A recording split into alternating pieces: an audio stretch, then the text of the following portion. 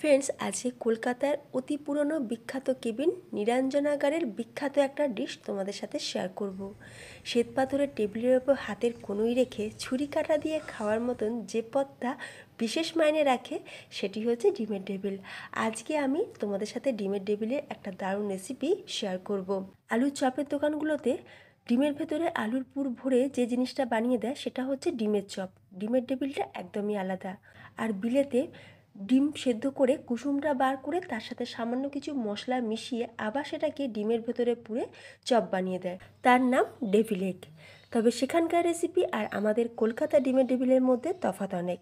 আজকে একদম সহজভাবে বানিয়ে দেখাবো। ডিমের ডেভিল বানানোর জন্য একটু বড় সাইজের ডিম হলে বেশি ভালো হয়, আর যদি হাঁসের ডিম হয় তাহলে খুব ভালো হবে। এবার আমরা ডিমটাকে সিদ্ধ করে নিয়েছি। যদি হাঁসের ডিম হয় তাহলে 15 মিনিট লাগবে সিদ্ধ হতে, আর যদি পোলট্রির ডিম হয় তাহলে 10 মিনিটেই খুব ভালোভাবে সিদ্ধ হয়ে যাবে। ডিমটা সিদ্ধ হয়ে ঠান্ডা হয়ে যাওয়ার পর যখন পুরোপুরি ঠান্ডা হয়ে যাবে তখন আমরা ডিমটাকে মাঝখান থেকে অর্ধেক করে কেটে নেব। এবার একটা দারুণ মজার কাজ করব। এখানে আমি নিয়ে নিয়েছি কিমা, 400 গ্রাম পরিমাণে মাটন কিমা নিয়েছি। এবার আমরা কিমাটাকে হাত দিয়ে ভালো করে চটকে চটকে মেখে নেব, অল্প সামান্য জল দিয়ে। যেহেতু মেশিনে কাটা কিমা, দেখবে যখনই আমরা কড়াইতে দিয়ে রান্না করব কিমাটা দেখবে একটু দলা দলা বেঁধে যায়। যদি আমরা হাত দিয়ে একটুখানি চটকে ভালো করে মেখে নিই তাহলে এটা খুব মসৃণভাবে তৈরি হবে। আর চেষ্টা করবে চর্বি ছাড়া মাটন কিমাটা ব্যবহার করার। কিমাটা ভালো করে চটকে মেখে রেখে দেওয়ার পর এখানে আমি কিছুটা পরিমাণে পেঁয়াজ চপ করে নিয়েছি আদা কুচি, রসুন কুচি, কাঁচা লঙ্কা কুচি। এবার একটা মশলা রেডি করব। একটা বাউলের মধ্যে নিয়ে নিলাম বড় চামচের 1 চামচ হলুদ গুঁড়ো, 1 চামচ লঙ্কার গুঁড়ো, 1 চামচ কাশ্মীরি লাল লঙ্কার গুঁড়ো, ধনে গুঁড়ো দিয়ে দিলাম 1 চামচ, জিরে গুঁড়ো দিয়ে দিচ্ছি 1/2 চামচ, স্বাদ অনুযায়ী নুন আর অল্প সামান্য চিনি। খুব ভালো করে মিশিয়ে নেব। মশলাটা আমাদের রেডি হয়ে গেছে।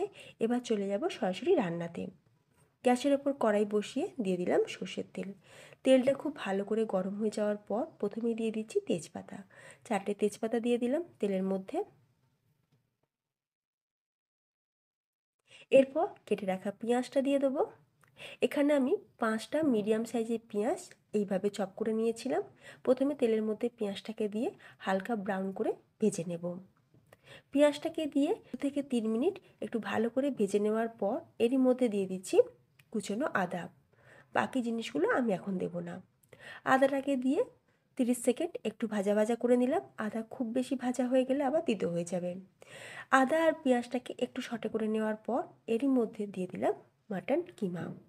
মাটন কিমাটাকে দিয়েও এবার আমরা গ্যাসের ফ্লেমটাকে হাইতে করে দিয়ে খুব ভালো করে একটু ভাজা ভাজা করে নেব। এতে করে মাটনের কোনো কাঁচা গন্ধও থাকবে না, আর রান্নাটা ভীষণই টেস্টফুলি তৈরি হবে। গ্যাসের ফ্লেমটা যখনই হাইতে করে দিয়ে মাটনটাকে এইভাবে কষানো হবে, দেখবে মাটন থেকে জল ছেড়ে দেবে। মাটনের জলটা যখন অনেকটা শুকিয়ে যাবে তখন এর মধ্যে অ্যাড করে দিলাম যে মশলাটা আমরা রেডি করে রেখেছিলাম, সেই মেশানো মশলা। সব মশলাগুলো একসাথে মিশিয়ে রেখে দিলে সুবিধা হয়, আমাদের আর বারবার করে দিতে হবে না। খুব ভালো করে এবার মশলাটাকেও আমরা কষিয়ে নেব। মশলা যখন পুরোপুরি কষানো হয়ে যাবে, যখন মাটনের গায়েতেও আর জল নেই আর মাটনটা থেকে তেল ছেড়ে দেবে, তখন আমি এখানে অ্যাড করে দিলাম চপ করে নেওয়া রসুন আর কাঁচা লঙ্কা। কিমাতে যদি একটুখানি রসুনের ফ্লেভারটা বেশি থাকে তাহলে বেশ ভালোই খেতে লাগে, তো সেই জন্য রসুনটা আমি লাস্টে ব্যবহার করলাম। আরও একবার ভালো করে মিশিয়ে নেওয়ার পর এর মধ্যে দিয়ে দেবো ভাজা মশলা। এই ভাজা মশলা আমি বাড়িতেই বানিয়েছি। ভাজা মশলার মধ্যে এখানে রেখেছি ধনে, জিরে, একটু গোলমরিচ, একটু শুকনো লঙ্কা, গোটা শুকনো লঙ্কা, একটু মৌরি শুকনো খোলাতে ভেজে তারপর সেটাকে গুঁড়িয়ে রেখেছি। এরই সাথে দিয়ে দিলাম গরম মশলা গুঁড়ো আর দিয়ে দিচ্ছি আমচুর পাউডার। আমচুর পাউডারটা থাকলে অবশ্যই দেবে, আর যদি না থাকে তাহলে একটু পাতিলেবুর রসও দিতে পারো। এবার সব কিছু দিয়ে খুব ভালো করে মিক্স করে নিয়েছি। তোমরা চাইলে এর মধ্যে একটুখানি টমেটো কেচাপও দিতে পারো, তাহলে একটা টক ঝাল মিষ্টি টেস্ট আসবে। কিমাটা আমাদের রেডি হয়ে গেছে, আমি তেজপাতাগুলোকে তুলে ফেলে দেবো। এবার আমরা কিমাটাকে একটা বাউলের মধ্যে ঢেলে যখন হালকা একটু ঠান্ডা হয়ে যাবে এর মধ্যে বাইন্ডিং আনার জন্য আমি দিয়ে দিচ্ছি ব্রেড ক্রাম্ব। অল্প সামান্য পরিমাণে ব্রেড ক্রাম্ব দিয়েছি। ব্রেড ক্রাম্বের দেখো নির্দিষ্ট কোনো পরিমাণ নেই। হাত দিয়ে মাখার পর যদি দেখো যে এটা এখনও বেশ নরম লাগছে বা একটু জলজলে লাগছে, তাহলে আরও একটু ব্রেড ক্রাম্ব মেশাতে হবে। আর যদি দেখো যে না, একদম পুরো কিমার মিশ্রণটা পুরো ড্রাই হয়ে গেছে, সেক্ষেত্রে তোমরা একটা ডিম ভেঙে অল্প অল্প করে দিয়ে একটা নরম টাইপের একটা ডো বানিয়ে নেবে। আর এইভাবে হাতের মধ্যে মুঠো করে দেখবে যেটা পুরোপুরি হাতের মধ্যে এরকম মুঠো হচ্ছে কি। আর এই যে দেখো ফ্রেন্ডস, আমাদের কিন্তু কিমাটা রেডি হয়ে গেছে, বাইন্ডিংটা খুব ভালোভাবেই হয়েছে। এরপর বাকি সব কিছু সরিয়ে দিয়েছি, শুধু এবার এখানে 3টে জিনিস রেখেছি, 3টে বাটি রেখেছি। তার মধ্যে একটাতে রয়েছে ব্রেড ক্রাম্ব, একটাতে রয়েছে ময়দা, আর রেখেছি 2টো ডিম। এবার ডিম, ময়দা আর ব্রেড ক্রাম্বের মধ্যে আমি অল্প সামান্য নুন আর অল্প সামান্য একটু গোলমরিচ দিয়ে ভালো করে মিশিয়ে রাখবো। এবার দেখো অল্প সামান্য কিমা হাতের মধ্যে নিয়ে এইভাবে একটুখানি শেপ দিয়ে দিলাম। আচ্ছা, এখানে বলে রাখি, তোমরা চাইলে ডিমের ডেভিলটা কিন্তু অর্ধেক ডিম দিয়েও করতে পারো, তবে আমি কিন্তু আজকে গোটা ডিমের বানাবো।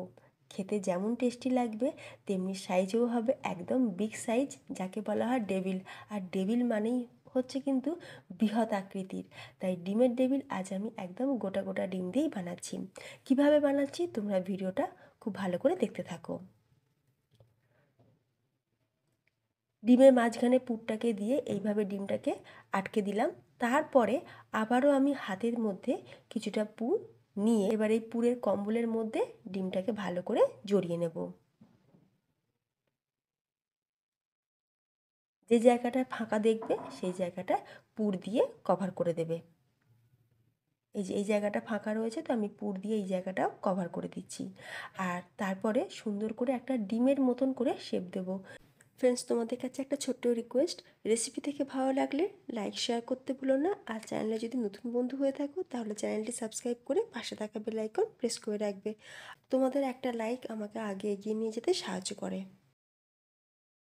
তো এই যে দেখো ফ্রেন্ডস, একটা কিন্তু আমাদের রেডি হয়ে গেছে। একই রকমভাবে আমি 5টা ডিম বানিয়ে নেব। বানানো যতটা সহজ, খেতে কিন্তু ভীষণই মজার, ভীষণই টেস্টি। যে টাকা তোমরা বাইরে খরচ করে 1 পিস ডিমের ডেভিল কিনে খাবে, সেই টাকাতেই বাড়ি পুরো পরিবারের জন্য তোমরা এইরকম এগ ডেভিল বানিয়ে নিতে পারো। খুব কম সময় লাগে, আর বানানো তোমরা দেখতেই পেলে কতটা সহজ। এই পর্যন্ত ডিমের ডেভিলগুলো আমাদের রেডি হয়ে গেছে। এরপর ডিমের ডেভিলটাকে আমরা প্রথমে শুকনো ময়দার মধ্যে একবার ভালো করে কোট করে নেব। ময়দার মধ্যে ভালো করে কোটিংটা করে নেওয়ার পর এটাকে আমরা দিয়ে দিচ্ছি ডিমের ব্যাটারে। ডিমটা ফেটিয়ে যদি 15 মিনিট রেখে দেওয়া যায় তাহলে দেখবে ডিমটা পাতলাও হয়ে যাবে আর পরিমাণেও কম লাগবে। তো ডিমের মধ্যে ভালো করে কোট করে নেওয়ার পর এটাকে আবার আমি দিয়ে দেবো ব্রেড ক্রামে।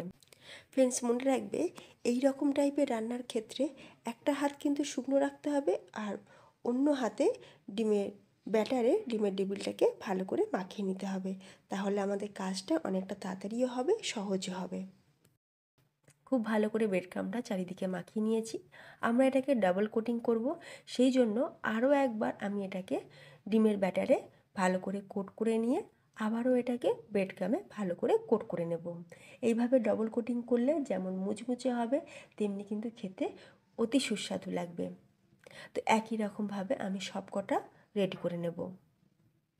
আর এই যে দেখো ফ্রেন্ডস, একই রকমভাবে আমি 5টা ডিমের ডেভিল কিন্তু বানিয়ে নিয়েছি। এই রকমভাবে বানিয়ে তোমরা ফ্রিজেতে 2 থেকে 3 দিন পর্যন্ত রেখে দিতে পারো। যখন ইচ্ছা হবে ফ্রিজ থেকে সরাসরি বার করে তেলে ভেজে নিতে পারো। তো এবার দেখো, আমরা এবার ডিমের ডেভিলগুলোকে ফ্রাই করে নেব। বেশ অনেকটা পরিমাণে তেল আমি গরম করে নিয়েছি। তারপরে আমরা ডিমের ডেভিলগুলোকে 180 ডিগ্রি টেম্পারেচারে ভালো করে লাল লাল করে ভেজে নেব। গ্যাসের ফ্লেম কিন্তু খুব বেশি লোতেও রাখবে না, একদম হাইতেও করে রাখবে না, মিডিলে রাখতে হবে গ্যাসের ফ্লেমটা। তাহলে ডিমের ডেভিলটা আমাদের ভেতর পর্যন্ত কুক হবে। অলরেডি স্টাফিংটা কিন্তু আমাদের কুক আছেই, কিন্তু ডিমের ডেভিলটাকেও একটু ভালো করে কুক করে নিতে হবে। যেহেতু এর সাইজটা অনেকটাই বড়, তাই এটা কুক হতে একটু টাইম লাগবে। তো গ্যাসের ফ্লেমটাকে মিডিয়াম টু হাইতে রেখে আমরা ডিমের ডেভিলগুলোকে ভেজে নিচ্ছি। আর এই যে দেখো ফ্রেন্ডস, কত সুন্দর কালার এসে গেছে। তো ডিমের ডেভিলগুলো আমাদের ভাজা হয়ে গেছে, আমি এবার ছাঁচা দিয়ে ছেঁকে তুলে নেব। সো ফ্রেন্ডস, তোমাদের কেমন লাগলো আজকের এই কলকাতার বিখ্যাত কেবিনের একটা বিখ্যাত রেসিপি, নিরঞ্জনাগারের বিখ্যাত ডিমের টেবিলের রেসিপি?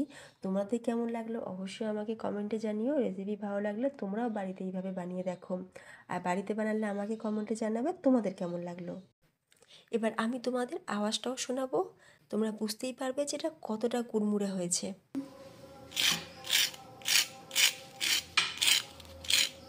এবার আমি তোমাদের এটাকে মাঝখান থেকে কেটেও দেখাচ্ছি। ভেতরটা দেখে তোমরা বুঝতেই পারবে একদম পুরো পুরে ঠাসা গোটা ডিম দিয়ে বানানো ডিমের টেবিল। একটু স্যালাড আর কাসুন্দি দিয়ে সার্ভ করো, পরিবারের সকলের মুখে লেগে থাকবে। তাহলে ফ্রেন্ডস, ভিডিওটা আমি এখানেই শেষ করলাম। তোমরা সকলে ভালো থেকো, ধন্যবাদ।